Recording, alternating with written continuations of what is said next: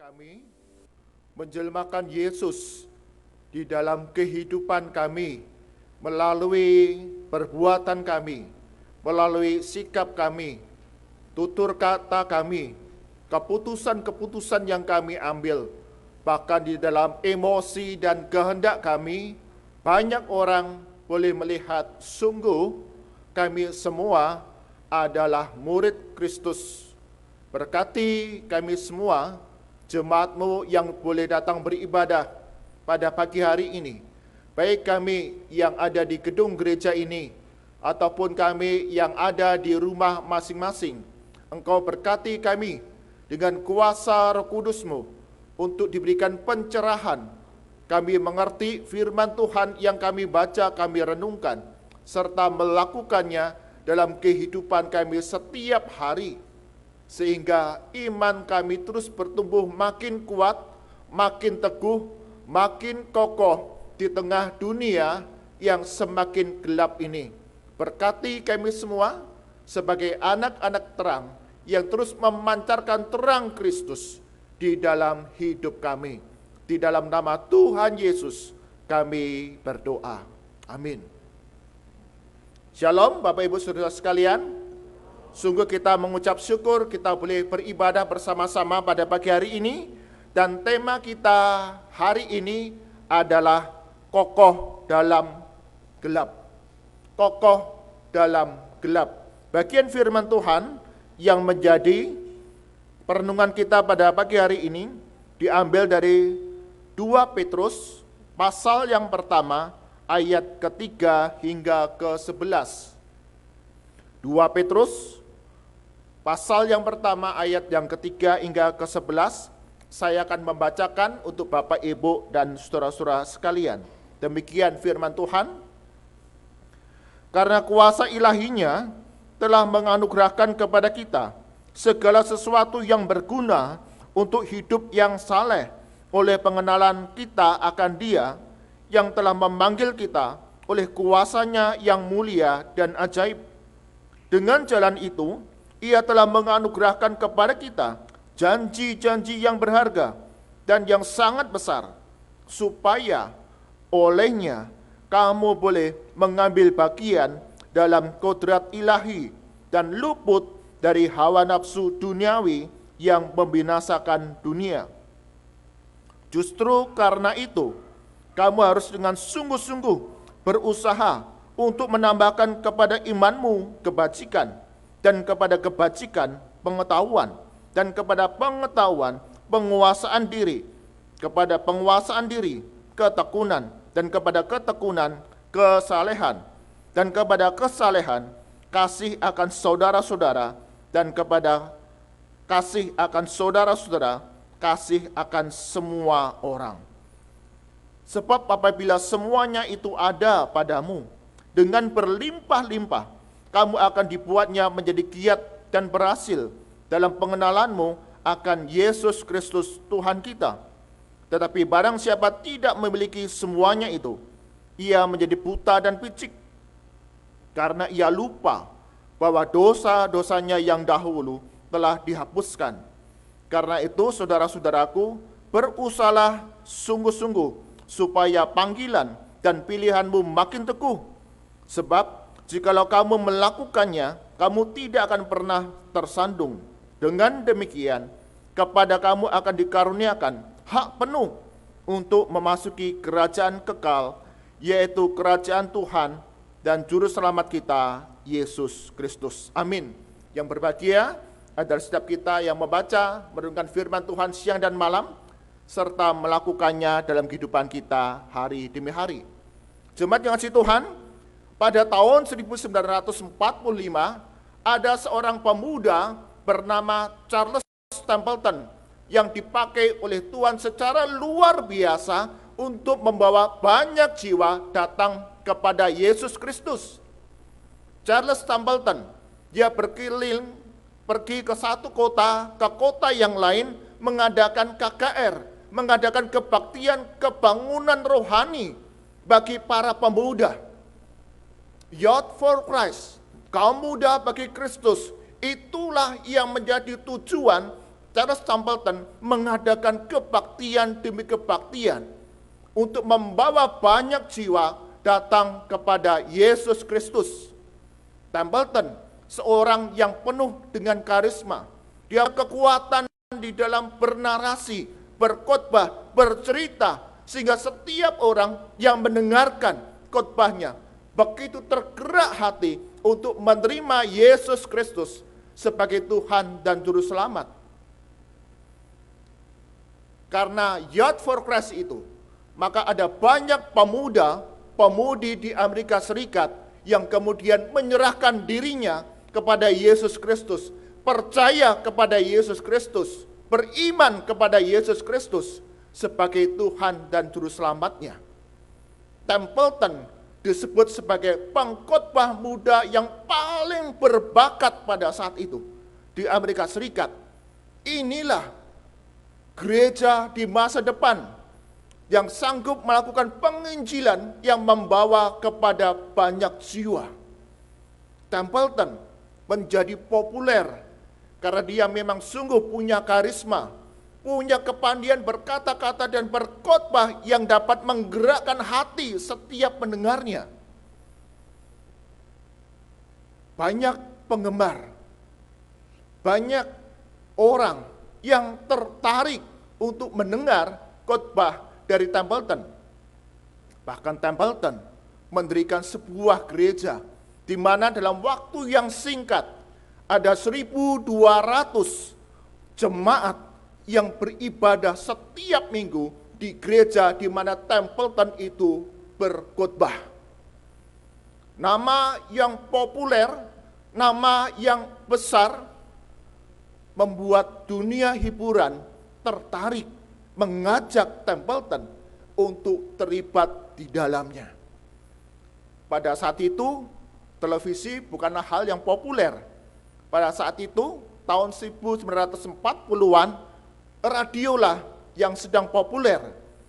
Maka kemudian ada pihak-pihak radio menghubungi Templeton, orang yang populer ini, yang punya banyak penggemar ini, untuk mengisi acara mereka.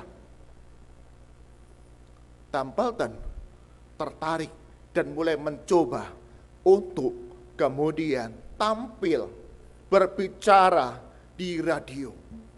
Tentu kekuatan karisma kata-katanya yang begitu indah membuat banyak orang tertarik untuk mendengar apa yang dikatakan Templeton di acara-acara di radio. Namanya semakin populer, penggemarnya semakin banyak, bahkan hartanya makin melimpah oleh berbagai siaran acara Templeton di dunia hiburan. Lambat laun, Templeton mulai mengurangi pelayanannya kepada Yesus Kristus akibat begitu banyak kegiatan di dunia penghiburan yang sedang dia jalani. Bahkan pada satu saat, Templeton mulai menghadapi krisis iman. Ada banyak pertanyaan-pertanyaan Templeton terhadap kebenaran firman Tuhan yang dia baca, dia renungkan setiap hari. Dan pada saat itu, tahun 1960-an, teknologi mulai berkembang. Kita masuk pada zaman modern, di mana rasio akal pikiran mendapat tempat yang tertinggi dalam kehidupan manusia. Akal pikiran menjadi standar dalam kehidupan dunia pada saat itu. Rasionalisme mengajarkan kepada kita, jika kebenaran itu tidak dapat dipahami oleh pikiran, jika kebenaran itu tidak dapat diterima oleh rasio kita, maka itu bukanlah kebenaran. Dan Templeton kemudian hanyut terbawa arus pengajaran dunia ini. Di dalam Alkitab ada banyak peristiwa catatan di mana tidak dapat dipahami, dipercaya oleh rasio kita manusia. Dan Templeton kemudian menolak kebenaran firman Tuhan. Dia tenggelam kepada dunia hiburan yang mendatangkan nama besar, popularitas, dan harta yang makin melimpah. Templeton kemudian menyatakan diri. Dia meninggalkan imannya kepada Yesus Kristus, meninggalkan firman Tuhan, meninggalkan dunia pelayanan. Dan pada tahun 1999, Charles Templeton menulis sebuah buku berjudul Farewell to God. Selamat tinggal Allah. Sampai akhir hidupnya, Charles Templeton tidak pernah kembali kepada iman yang sejati. Tidak pernah kembali kepada Yesus Kristus. Dia terbawa oleh arus dunia yang menuju kegelapan. Bapak Ibu, saudara yang terkasih dalam Tuhan Yesus, bagaimana dalam kehidupan kita sebagai pengikut Kristus pada zaman sekarang ini? Apakah kita tetap kokoh dalam iman kita kepada Yesus Kristus di tengah berbagai tantangan godaan dalam dunia ini?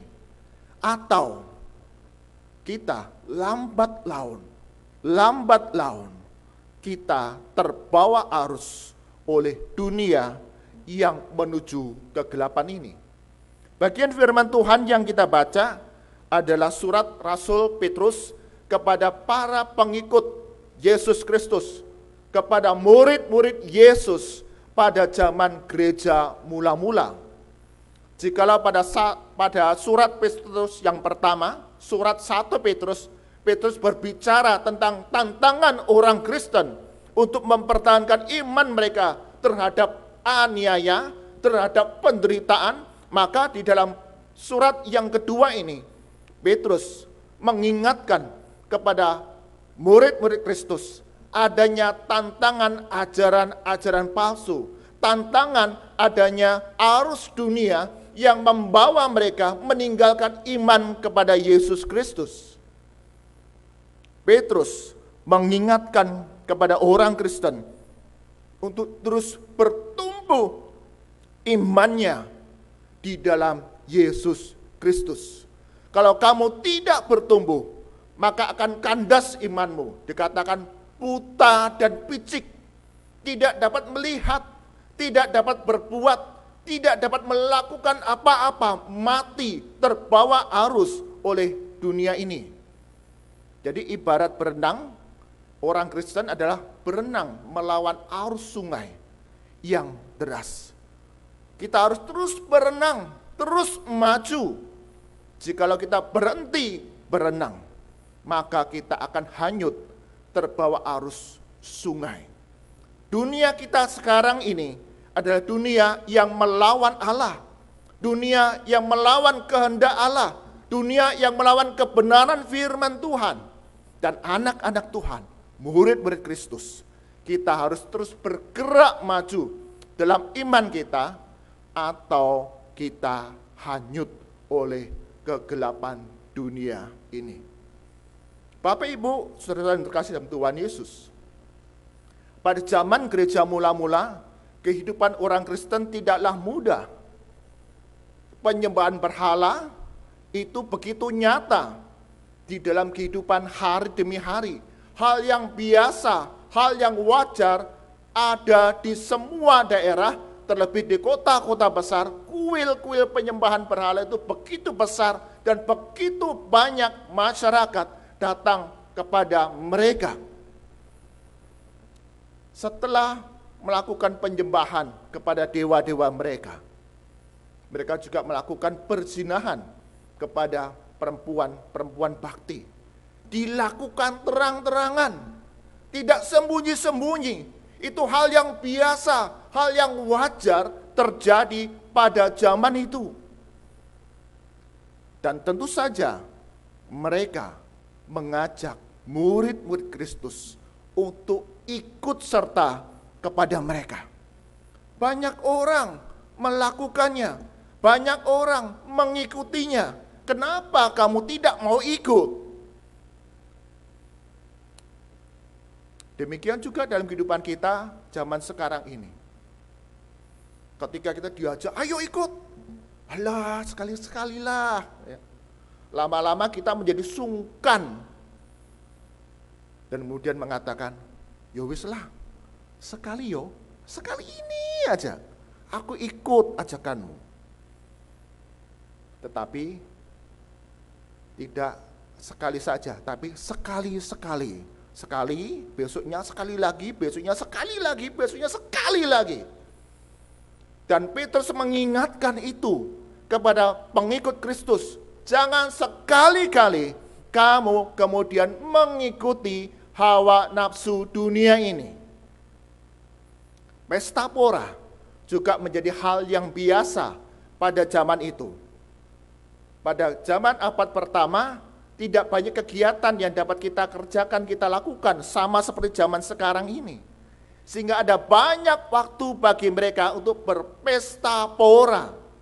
Ketika mereka berpesta pora, mereka mabuk. Ketika mereka mabuk, maka iri hati, dengki, kesombongan, perselisihan, pertengkaran itu terjadi di tengah-tengah mereka. Karena itu orang Kristen diingatkan kembali oleh Petrus untuk berhati-hati, luput dari hawa nafsu dunia yang ada di sekitar mereka. Perhatikan di dalam ayat yang ketiga di sana. Orang Kristen harus hidup yang saleh oleh pengenalan akan Yesus Kristus. Kamu harus mengambil bagian dalam kodrat ilahi, melakukan apa yang benar, apa yang baik di hadapan Tuhan, dan luput dari hawa nafsu duniawi yang membinasakan dunia.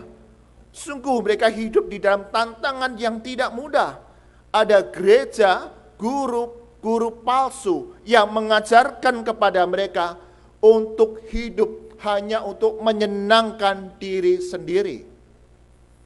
Roh adalah baik, daging adalah jahat. Maka ketika mereka beribadah kepada Tuhan ilah mereka, mereka begitu baik, begitu kusuk, begitu hikmat.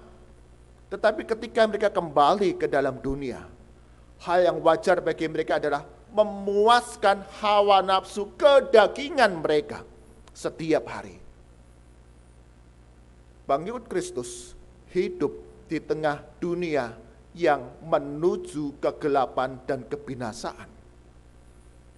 Bapak, Ibu, saudara-saudara sekalian yang terkasih dalam Tuhan Yesus, Petrus mengingatkan kepada kita semua untuk bertumbuhlah dalam iman percayamu kepada Yesus Kristus. Makin hari makin kuat, makin hari makin teguh, makin hari makin kokoh. Agar kamu tidak menjadi buta dan picik. Kamu tidak menyadari bahwa kamu hidup di tengah kegelapan, kamu hidup di tengah kebinasaan, kamu hidup di tengah dosa. Minggu lalu kita diajarkan sebagai murid-murid Kristus, setiap hari kita harus menjadi kudus, menjadi suci, menjadi murni dengan melakukan kebenaran firman Tuhan dalam kehidupan kita setiap hari. Jemaat dikasih Tuhan, kita hidup pada zaman sekarang ini, dunia bukanlah menjadi lebih baik, tetapi dunia tetap ada di dalam kegelapan yang menuju kebinasaan. Kita hidup di dalam dunia di mana dunia ini mengajarkan kepada kita keberhasilan, kesuksesan manusia adalah harta yang melimpah, memiliki kuasa, memiliki jabatan, hidup di dalam kemegahan dan kemewahan, tampil tampan dan cantik. Sehingga tidak mengherankan di dalam dunia sosial media banyak orang menampilkan citra diri sebagai orang yang memiliki harta yang banyak, menampilkan citra diri yang tampan dan cantik, hidup yang berhasil, punya kuasa, hidup di dalam kepestaporaan, kesenangan, kebahagiaan yang sebetulnya adalah sebagian besar apa yang ditampilkan dalam sosial media adalah kebohongan belaka. Kita bisa melihat, wah, tampilkan sesuatu yang megah, yang mewah, wah sepertinya orang yang kaya. Ketika kita kenal betul jebule wonge koyok ngono, ya, ganteng di sosial media, ketemu orang ya ampun. Kita hidup di tengah kedustaan, kita hidup di tengah kebohongan. Dan itu hal yang wajar di dalam dunia kita sekarang ini, dalam pandangan dunia. Kejahatan dilakukan dengan terang-terangan sekarang ini. Ya. Ujaran kebencian, ejekan, aniaya, itu dipamerkan, ditunjukkan kepada banyak orang. Percabulan ditunjukkan sedemikian mudahnya tanpa ada rasa malu. Dan itulah yang ada dalam dunia kita sekarang ini. Oh, saya nggak lakukan itu, Pak. Saya tidak berbuat jahat. Saya tidak berbuat melakukan pelanggaran-pelanggaran hukum. Tapi firman Tuhan, Petrus mengingatkan kepada kita untuk waspada. Hiduplah saleh, hiduplah benar, hiduplah jujur, hiduplah tulus dalam kehidupan kita hari demi hari. Dan itulah tantangan kehidupan kita sebagai murid-murid Kristus. Bagaimana kita hidup jujur, hidup benar, hidup tulus di hadapan sesama dan di hadapan Tuhan.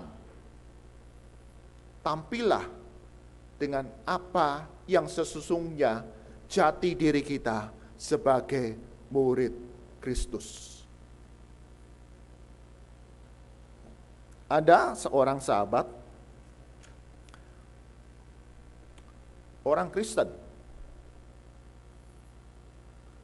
Tapi yang menarik di grup WA di kelas saya, dia teman satu kelas, dia tidak mengakui secara jelas bahwa dia adalah orang Kristen. Dari percakapan-percakapannya, tentu kalau percakapan di grup kelas berbeda dengan grup WA di gereja, begitu ya. Percakapan-percakapan teman kelas dunia itu berbeda.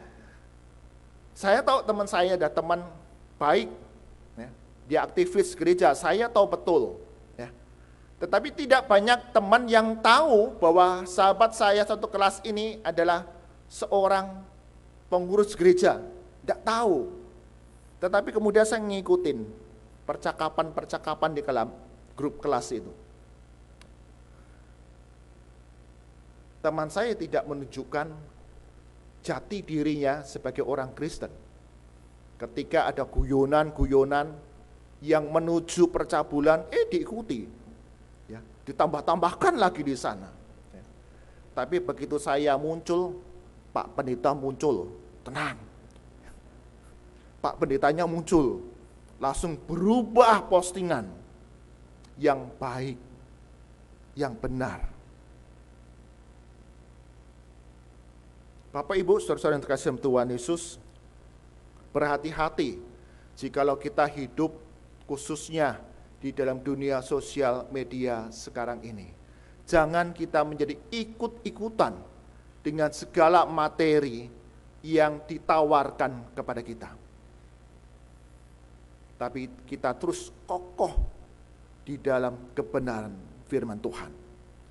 Bagaimana kita menjadi kokoh di dalam kegelapan? Bagaimana kita tetap teguh dalam iman percaya kita kepada Yesus Kristus di tengah dunia yang berbeda ini? Petrus sudah mengingatkan kepada kita di dalam ayat yang ketiga, karena kuasa ilahinya telah menganugerahkan kepada kita segala sesuatu yang berguna untuk hidup saleh. Tuhan Allah kita, Yesus Kristus sudah menyediakan segala sesuatu dalam kehidupan kita untuk mengikut Yesus Kristus. Ada firman Tuhan yang dibagikan kepada kita, yang kita renungkan setiap hari, siang dan malam, serta melakukannya dalam kehidupan kita hari demi hari. Ayat 5 hingga yang ke-7 mengajarkan kepada kita harus ada pertumbuhan, harus ada kemudian firman Tuhan yang dinyatakan dalam perbuatan kita, dalam perilaku kita, dalam sikap kita, dalam tutur kata kita. Rumput liar, lalang, tidak usah dirawat, itu bisa tumbuh. Dibiarkan saja bisa tumbuh.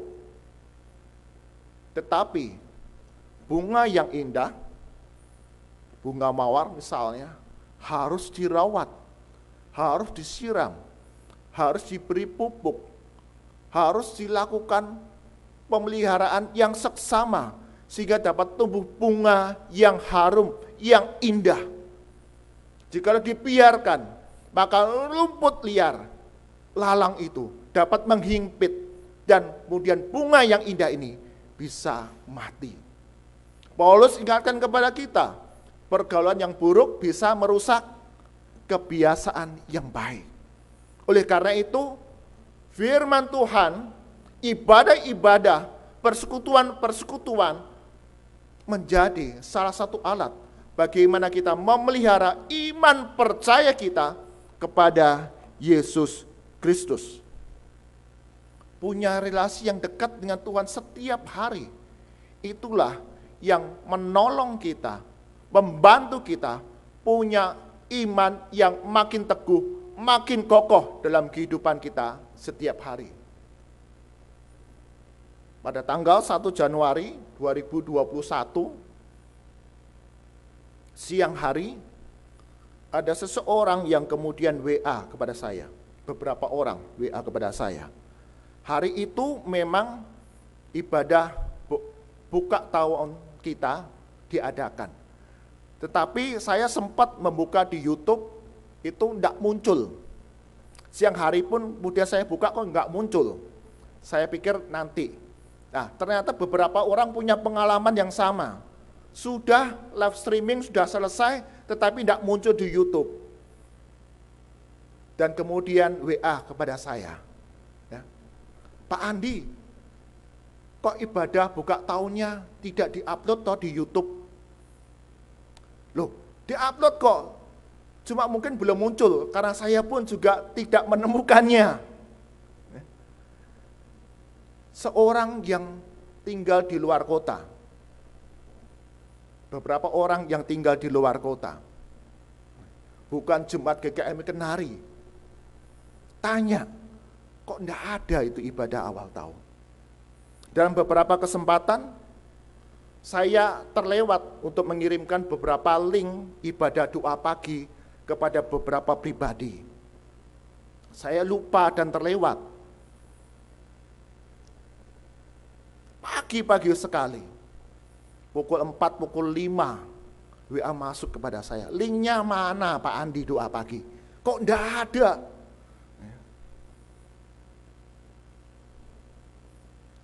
Ada kerinduan untuk punya relasi yang dekat dengan Tuhan. Dan itulah yang membuat kita menjadi kokoh, kuat di dalam kegelapan ini. Bapak, Ibu, saudara yang terkasih dalam Tuhan Yesus, Charles Stapleton punya rekan duet ketika dia melakukan KKR Youth for Christ di tengah-tengah masyarakat Amerika. Punya rekan duet berkhotbah memberitakan firman Tuhan. Bapak tahu, Bapak Ibu, saudara tahu siapa rekan khotbahnya, rekan duetnya Charles Stapleton? Billy Graham.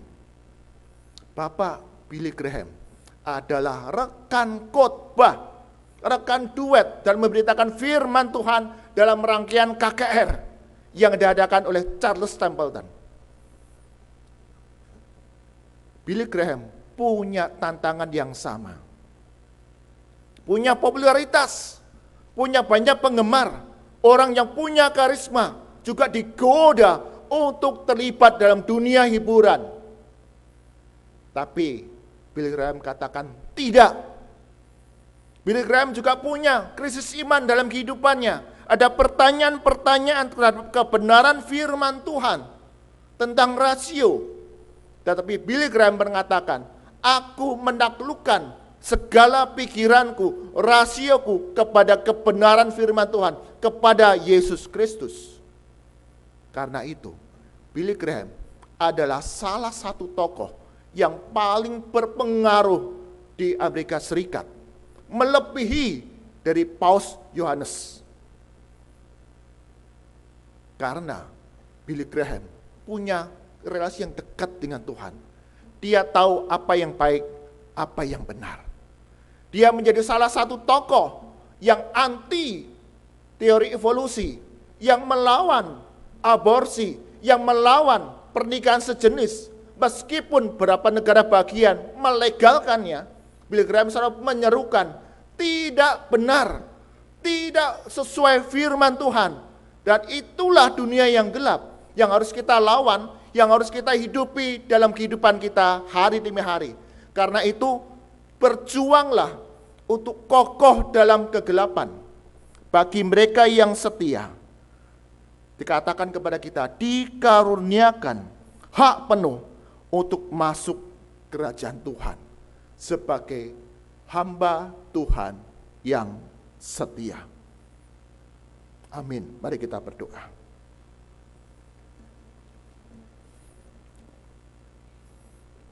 Bapa kami dalam surga, sungguh kami mengucap syukur. Di tengah arus dunia yang begitu gelap, yang menuju kebinasaan dengan berbagai rupa-rupa di dalamnya, kami diajar untuk tidak boleh berdiam diri, tetapi mengalami satu pertumbuhan kerohanian iman yang makin dekat dengan Tuhan, makin kuat, makin teguh, makin kokoh di tengah-tengah arus dunia yang gelap ini. Berkati kami semua jemaat-Mu yang boleh datang beribadah pada pagi hari ini, Engkau yang berikan pertolongan kepada kami semua. Ada firman Tuhan yang kami baca, kami renungkan setiap hari. Ada ibadah-ibadah persekutuan yang boleh membantu kami mengenal firman Tuhan, mendorong kami, menyemangati kami untuk hidup benar dalam kehidupan hari demi hari sebagai pelaku firman Tuhan yang setia. Berkati jemaat-Mu yang kami kenari di tempat ini. Kami yang berduka, kami yang bersedih, senantiasa Tuhan berikan penghiburan yang sejati. Roh Kudus memberikan kekuatan terlebih kepada keluarga mendiang Bapak Krisno Wijoyo, kepada Bapak Tan Kokwa. Sungguh penghiburan yang sejati Tuhan Yesus karuniakan kepada segenap anggota keluarga. Bahkan setiap kami yang berduka, Tuhan Yesus, Engkau yang memberikan penghiburan, kekuatan bagi mereka, keluarga-keluarga penumpang pesawat Sriwijaya Air. Tuhan juga sungguh tidak kedukaan yang mendalam peristiwa yang tidak pernah diduga ini. Ada kekuatan yang dilimpahkan bagi keluarga-keluarga yang kehilangan anggota keluarga mereka. Kami berdoa bagi setiap kami yang ada dalam pergumulan, beban berat dalam langkah kehidupan kami, di tengah masa pandemi yang tidak mudah sekarang ini. Tuhan Yesus berikan kekuatan, pertolongan, dan hikmat sebagai jalan keluar dalam kehidupan kami. Kami berdoa untuk serangkaian program pelayanan yang sudah disusun, dirancangkan oleh majelis, hamba Tuhan, dan komisi yang ada. Engkau yang berikan pertolongan, semua dapat berjalan dengan baik, meskipun ada kesulitan, Engkau yang memberikan jalan keluar, sehingga kami dapat terus membagikan ibadah-ibadah firman Tuhan yang memberkati setiap jemaat makin dewasa di dalam iman kepada Yesus Kristus. Kami berdoa bagi bangsa dan negara kami di tengah-tengah melonjaknya penderita COVID-19. Ajar kami ya Tuhan untuk mendisiplin diri, melakukan protokol kesehatan dengan sungguh-sungguh di segala aspek kehidupan kami. Tolong berkati untuk pemerintah pusat hingga daerah-daerah dalam melaksanakan berbagai kebijakan pengendalian virus COVID-19 ini, semua dapat berjalan dengan baik. Ada kerjasama dari pemerintah, aparat keamanan, serta masyarakat untuk mengambil bagian di dalamnya, sehingga saatnya nanti campur tangan Tuhan akan memberikan pertolongan, semua dapat terkendali dengan baik. Terus berdoa untuk kesiapan dari vaksinasi COVID-19 ini. Engkau yang memberikan pertolongan, ada prosedur-prosedur yang masih harus dijalani, tetapi sungguh Engkau yang memberikan kepada setiap mereka yang berwenang satu tindakan yang tepat, sehingga saatnya nanti vaksinasi ini dapat dibagikan dan dapat mendatangkan satu sistem kekebalan tubuh yang baru, yang lebih baik. Tapi terus kami diajar hidup berhati-hati, hidup waspada dengan menjalankan protokol kesehatan yang sudah ditetapkan. Kami akan memberikan persembahan sebagai ungkapan syukur kami. Tuhan berkati, kuduskan, layakkan untuk mendukung berbagai pelayanan di gereja kami. Kami berdoa di dalam nama Tuhan kami Yesus Kristus yang mengajarkan kami berdoa. Bapa kami yang di surga, dikuduskanlah namamu, datanglah kerajaanmu, jadilah kehendak-Mu di bumi seperti di surga. Berikanlah kami pada hari ini makanan kami yang secukupnya, dan ampunilah kami akan kesalahan kami, seperti kami juga mengampuni orang yang bersalah kepada kami. Dan janganlah membawa kami dalam pencobaan, tetapi lepaskanlah kami daripada yang jahat. Karena Engkaulah yang punya kerajaan dan kuasa dan kemuliaan sampai selama-lamanya. Amin.